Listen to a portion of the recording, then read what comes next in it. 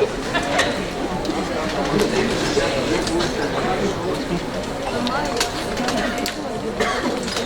and gentlemen, this is a moment of rare privilege that in this intergenerational dialogue we'll have the benefit of an intervention by a truly exceptional human being, exceptional scientist, and exceptional public intellectual of the first order. Jeffrey Sachs is not only one of the most brilliant economists alive today. He was, believe it or not, for many of you professors who are here, he was a full professor with tenure at Harvard at age 28. He was the youngest person ever admitted to the College of Fellows of Harvard. He was rapidly the head of the Development Center at Harvard and went on to Columbia University, where he founded and headed the Earth Institute there. He's also been, for over 25 years, advisor to the Secretary General of the United Nations.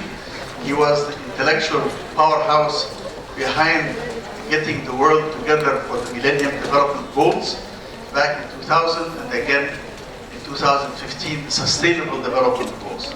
Founder of the Sustainable Development Network and many other things. He is an inspiration for all those who work with him. He has been profoundly concerned about the issues of poverty, the issues of climate, and the issues of the unwanted wars that are going on around the world. And I am not only a great admirer of Jeff, I'm also very proud to call him my friend. And Jeff, everybody here would like to hear a few words from you about as we're going into the 30th year after the agreement on climate change, and we're still facing the increases in emissions, the increases in temperature, and the increases in use of fossil fuels, and well, I don't have to say. Jeff, we are all anxious to hear you, so please, you have the speech. Ismail, thank you very much. Thank you. Thank you for the kind words, but let me tell everybody that you have been a central inspiration for me. You're a few years ahead of me, so I got to watch you from your PhD to your leadership in the World Bank, to your founding of the Library of Alexandria, to your global leadership for solutions. So you really are, you've been a role model for me and an inspiration for me, and continue to be so. And your theme and mine has been that there are solutions to the problems we face. It's one thing to talk about all the problems, it's one thing to study the problems, but the key is to make solutions. The solutions require scientific understanding, they require technical understanding because the solutions are often technological, and they require ethical understanding because the core of the solution making is ethical. It's the idea that we can cooperate, it's the idea that we should cooperate, it's the idea that we should behave fairly to each other, it's the idea that you cannot make solutions in war. War can never solve anything as far as I'm concerned. Peace is the basis of all solutions because war only destroys, peace is the chance to build. So the link of the geopolitics and the scientific and technological challenges are all interconnected. Well, this has been your theme.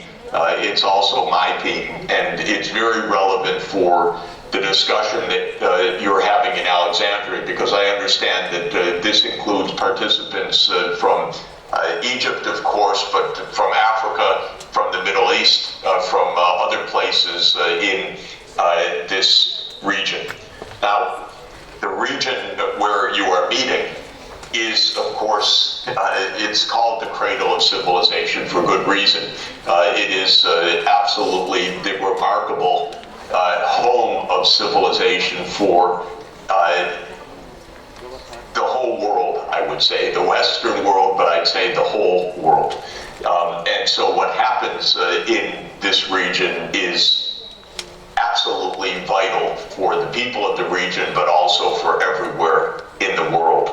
And what's happening on the whole is, of course, extraordinarily troubling.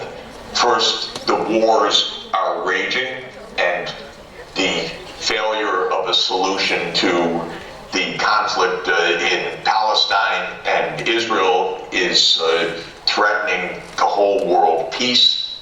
Second, the environmental consequences of global warming and other environmental ills, including pollution, including destruction of ecosystems, and including the side effects of warming, which threaten the Mediterranean basin, which threaten the Nile river flow, and so forth, are absolutely extraordinarily large. Third, this region needs interconnection for solutions. If there are going to be practical solutions for water supply, for a zero carbon power grid, for 21st century agriculture and food security, this has to be an interconnected strategy that stretches across this vital region. The Fertile Crescent needs to remain fertile. This is the basic point, and it needs to work together in an integrated way. So this is, for me, a set of interconnected challenges. I'll say just a few words about my own efforts on this right now, starting with the war and peace issue, then with the regional climate issue, if I might. On the war and peace issue, of course, the situation is dreadful. Israel is absolutely in violation of the 1948 Genocide Convention. It is committing genocide. It is committing war crimes. This has to stop. There's a vast majority of the world that supports the state of Palestine now as a member of the UN, as the 194th member state, and as safe and secure. And so the two-state solution, which looks so grim in prospect, is actually supported by almost the entire world. And I believe it could be implemented immediately. By the way, not by agreement with Israel. Israel has no right to veto it, in my view. Absolutely none. This is what the International Court of Justice just ruled. This is not a matter where the two sides have to agree. This is a matter where the world community needs to impose the solution. And that's what the UN is for. The UN Security Council has the right today to welcome Palestine as the 194th UN member state on the borders of the 4th of June, 1967, with capital in East Jerusalem, with control over the Islamic holy sites. In other words, to establish a solution for peace. And Israel, in my view, has no right and no say to veto that. Now, the only reason it doesn't get done is that the United States vetoes that, because there was an overwhelming majority for it. In fact, there was a vote in the Security Council in favor that was stopped by the US veto. So on my own political work, I'm trying to turn around the US veto. It won't happen in this administration, but it could happen in the next administration. Why could it happen? Because the American people themselves are sick and tired of this war. Young people absolutely support Palestine and are absolutely against what Israel is doing right now. Our students, whom I'm very proud of at Columbia University, they had the police called on them because they dared to say that Palestine has its rights that are being ignored, and I'm very proud of the students. They've begun their demonstrations again this fall. We need the United States politics to change, and we need the whole world community to say so. And one thing that I would point out is that the Arab and Islamic states in Riyadh last November and then in Bahrain this spring were very clear. There can be peace in the region, two states, just as I've outlined, immediately. because this is a unanimous view of the Arab and Islamic states. This is not an opposition to this solution. Everyone's in favor of it. The word has to go to the United States. Stop blocking this. Stop ducking behind the idea that Israel has to approve this. Israel has no right of veto on solving this problem now. So that's my own view about what to do with the war raging nearby where you are meeting. The war needs to stop, and it needs to stop before it spreads to Iran, for example, because the Iranians don't want a war. Are you kidding? This is the whole message. They want peace. There is no cause for a war, except if Israel continues to say we won't accept anything and the U.S. continues to back them. Now, if we have peace, then we have the crisis of the environment of the region. And a couple of years ago, with the Cyprus Institute, the president of Cyprus at the time and I and some scientists brought together the leaders of the region when Egypt hosted the COP. And it was very successful because the region's leaders are all in the same trouble. They all are facing more drying, water crisis, the need to convert energy systems, and so forth. And so I want a regional solution to this climate crisis, which is becoming extraordinarily severe. And when the leaders were all together, they realized, oh my God, you have the same problem I have, or we need to connect our power grid together, or your wind, our hydro could be connected together to make a regional power grid. So at an engineering level, I believe we need an engineered solution that brings together various zero carbon power sources of the Middle East, the Gulf region, Egypt, and the Eastern Mediterranean region. This is an engineering task to say what is the right design for such a system. Then there is a political and financial task, which is how to get that implemented. And that requires a lot of intergovernmental coordination. That requires a financing strategy. That requires deploying various financing sources, the African Development Bank, the Islamic Development Bank, the European Investment Bank, behind a solution that is technically sound. One thing about the region where you are is it's got plenty of sunshine, so there's no shortage of solar energy. It's got plenty of land that could be deployed because a lot of the desert land does not have a high alternative use. The Saudis are already going to be the world's largest deployers of solar power, probably, with these mega projects in the desert. All applause for that. This is exactly the right approach. Egypt has the potential for unlimited solar power, which it could provide to not only for Egypt, but it could provide for Europe as well. So there's also a geopolitical angle that Europe, which is looking for clean energy, needs to understand, hey, you have a neighbor. You have a neighbor that has lots of places. Why are you deploying solar cells in Germany where it's always cloudy and dark and the days are short and there's not good solar radiation? Why not buy your clean energy from Egypt? So these are the kinds of solutions that I think are absolutely important.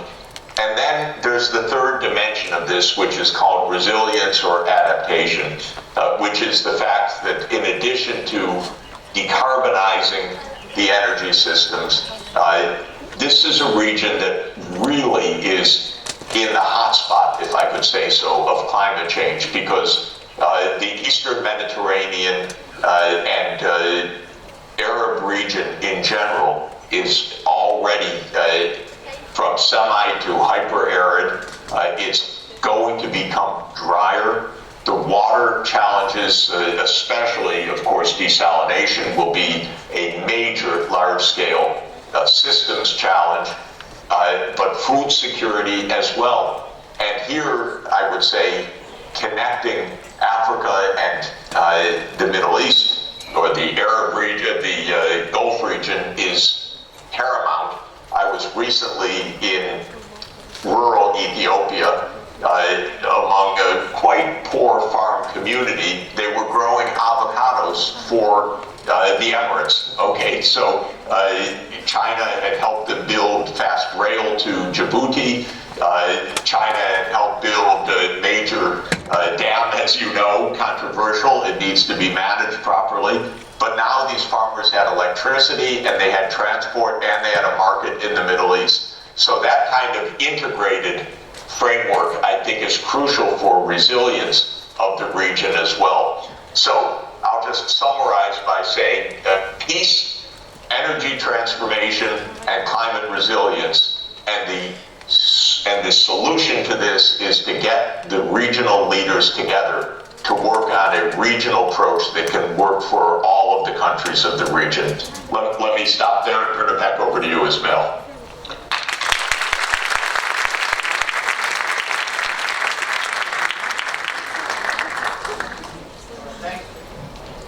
Thank you very much, Jeff, for these important thoughts. Last year, because some of the professors are the same who were here last year, but many of the students, this is an intergenerational dialogue, so many of the students who weren't here last year, where your presentation covered a very important point. Tomorrow's session will be dealing with finance. But I think the key point that you made last year, and which I picked up on for many things, is about the idea of justice, climate justice. The poor should not have to pay for the problems that the rich have created. And you had some thoughts about that, and you even gave us a nice table reproduced elsewhere, giving you credit, of course, for that. So I think as we go towards COP29, and the discussion is going to be about financing and funding, and people are saying, well, we can put a tax on the oil, about $20 a barrel, and some people say, yeah, but then that would mean that you have to continue to produce more and more oil, which will be consumed, and so on and so forth. But if you can say a few words about justice. Yes, thank you very much. Of course, justice relates to who caused the damage. And if you go to a court, and there are perhaps people that have made a lawsuit because their environment has been hurt, then the judge will allocate the responsibility for those damages among those who have caused the damage. When it comes to the climate change, we can allocate that responsibility by looking at the shares of greenhouse gases that have been emitted by different places in the world. It happens, for example, that the United States has emitted about 25% of the carbon dioxide that is the increased concentration in the atmosphere. So the United States is responsible for about 25% of the global human-induced climate change, roughly speaking. And we are 4% of the world's population. So it's roughly 6 times the per capita responsibility. If you look at Africa, it's perhaps 1/6 of the average responsibility. So Africa has put almost no emissions into the air, and yet it suffers a massive loss. So already 25 years ago, I wrote a paper saying we should assess damages, we should assess responsibilities, and we should allocate the costs of remediation to those who are responsible, just like you would do in a court of law in a lawsuit about what we call public nuisance or trespass. And strangely enough, the U.S. government didn't like my paper. They had actually paid for it in the year 2000. It was USAID.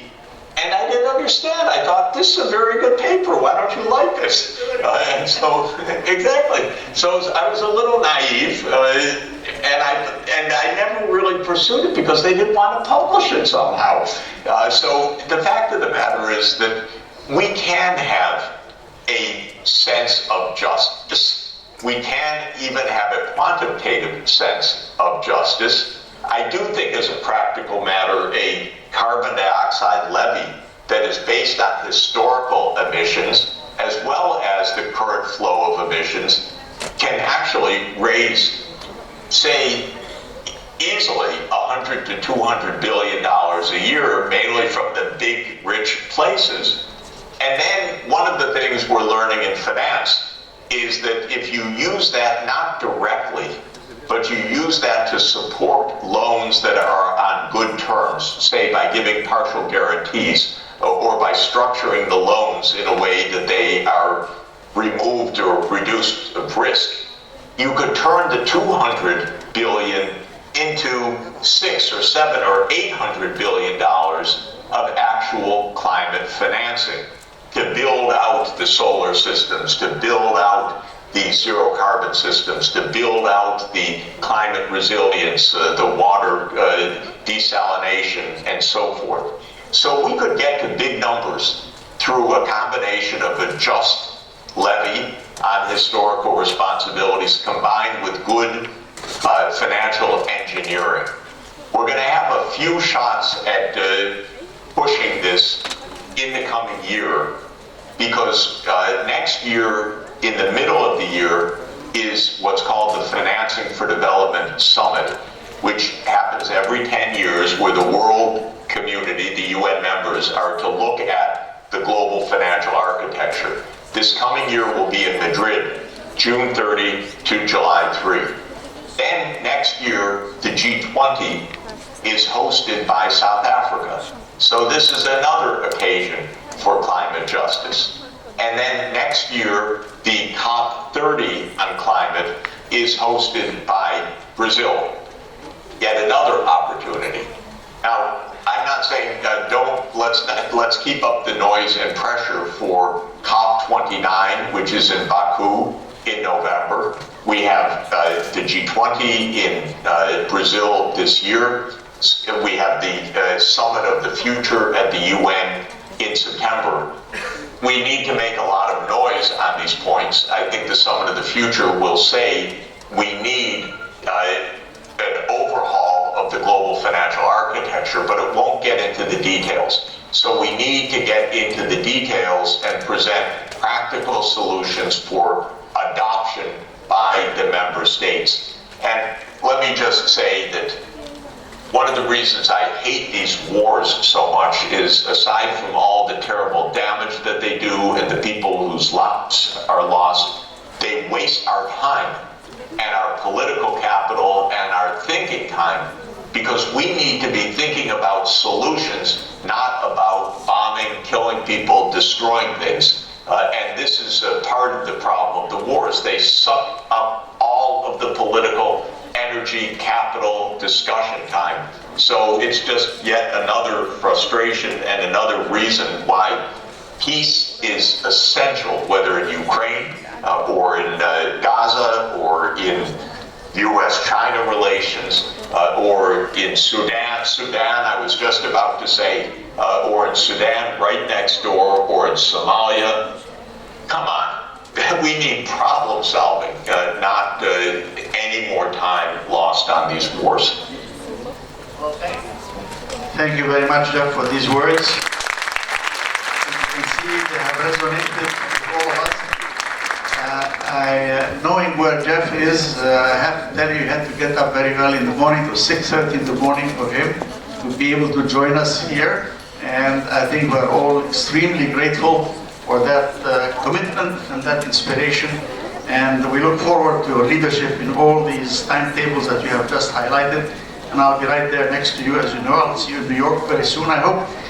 Ladies and gentlemen, the great leader of sustainability in the world, my good friend, Jeff Sachs. Please.